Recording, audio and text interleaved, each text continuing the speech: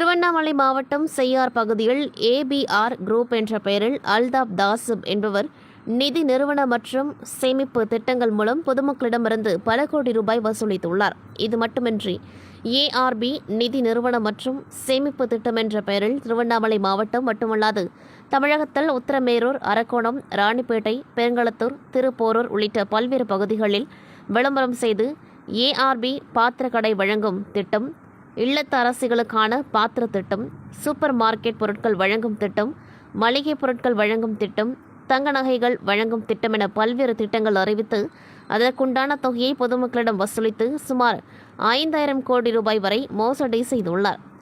நிதி நிறுவன உரிமையாளர் அல்தாப் தாசிப் என்பவர் மோசடி செய்துள்ளார் என்று கடந்த 5 வருடங்களாக பொதுமக்கள் மற்றும் அந்த நிறுவனத்தில் பணியாற்றிய முகவர்கள் என பல தரப்பினர் போராடி வருகின்றனர்.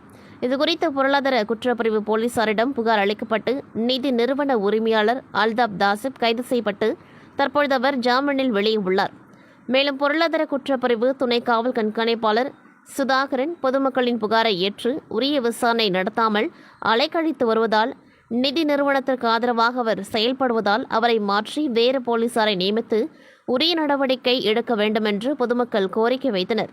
மேலும் இன்று திருவண்ணாமலை மாவட்ட காவல் கண்காணிப்பாளர் அலுவலகத்துக்கு வந்து பாதிக்கப்பட்ட நபர்கள் மாவட்ட கண்காணிப்பாளர் அலுவலகத்தில் விசாரணைக்கு சென்றனர்.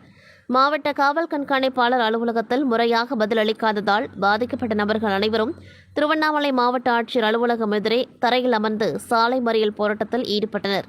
மேலும் காவல்துறையினர் பாதிக்கப்பட்ட நபர்களிடம் உரிய விசாரணை நடத்தி நிதி நிறுவன ஊழியரை கைது செய்து அவர்களிடமிருந்து பணத்தை மீட்டு தர வேண்டும் என்று கோரிக்கை விடுத்துள்ளனர். இதுக்கு முன்னாடி அவர் டிஎம்கே பீரியட்ல நகராட்சியில சேர்மனா இருந்தாரு சார். அவங்களுடைய சப்போர்ட்ல இவர் எங்க போனாலும் எந்த ஒரு பேப்பரும் மூவ்மெண்ட் ஆக மாட்டுது. கிட்டத்தட்ட 3 வருஷம் ஆகுது, சார்ஜ் ஷீட்டே போடல. கோர்ட்ல நாங்க இதுக்காக ஆர்டர் காப்பி வாங்கி அந்த ஆர்டர் காப்பி கூட அவர் ஒபே பண்ணல. ஃபைனல் ரிப்போர்ட் 2025 கொடுக்க சொல்லிருக்காங்க ஏப்ரல் மாசம். இது வரைக்கும் அவர் ஃபைனல் ரிப்போர்ட் கொடுக்கல. சார்ஜ் ஷீட் போட்டோம்னு சொல்றாரு. நம்பர் 1 ஆகிய வசந்தநேரி அவங்க தான் எஃப்ஐஆர் காப்பி போட்டாங்க. அவங்களுக்கே இது வரைக்கும் என்கொயரி பண்ணல போல. நாங்க யாரு போட்டு தனித்தனியா போய் ஒவ்வொருத்தர் கேட்டோம்னா எங்களுக்கு சார்ஜ் ஷீட் ரெடி ஆயிடுச்சு, 50 பேருக்கு ஆயிடுச்சு, 100 பேருக்கு ஆயிடுச்சுன்னு போய் தான் சொல்றாரே தவிர எங்க பேர் அந்த இதுல லிஸ்ட்ல இருக்குதுன்னு எங்களுக்கு தெரியல. எங்களுக்கு ஒரு லிஸ்ட் மெயின் லிஸ்ட் வெளியில எழுதி போட்டாங்கன்னா 50 பேரோ 100 பேரோ நாங்க எங்க பேர் இருக்குதுன்னு செக் பண்ணிப்போம் சார்.